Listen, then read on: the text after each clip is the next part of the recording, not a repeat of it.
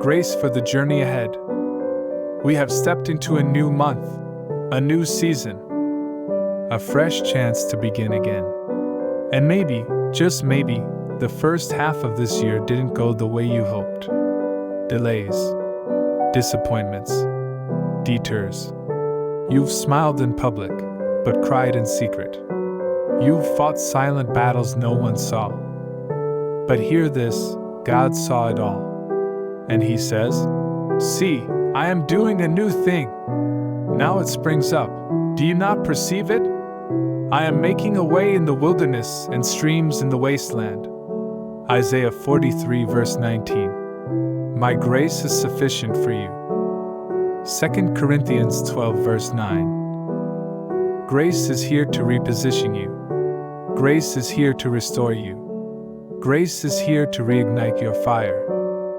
You may feel behind, but you're not too late.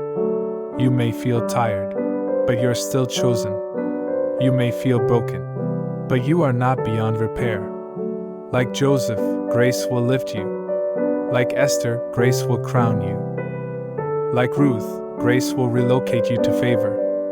And like David, you may have fallen, but grace will pick you up and set your feet on solid ground. Here's what you need to do in this new month. Listen to God more than you listen to fear. Sow discipline into your days, because destiny is daily. Stay rooted in the Word. Surround yourself with people who see your purpose. And above all, stay grateful. Because gratitude is a magnet for miracles. Beloved, the rest of this year will not be a repeat of your pain. It will be a record of your rise. From survival to significance. From wounds to wisdom. From battles to breakthroughs.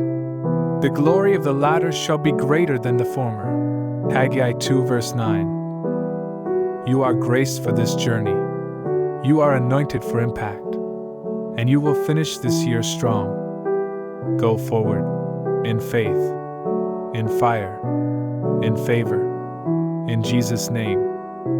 Subscribe to our YouTube channel at Grace and Grace TV for more inspiring, healing and educational contents. Till next time, stay blessed. This is Grace and Grit TV, healing, hope, relationship.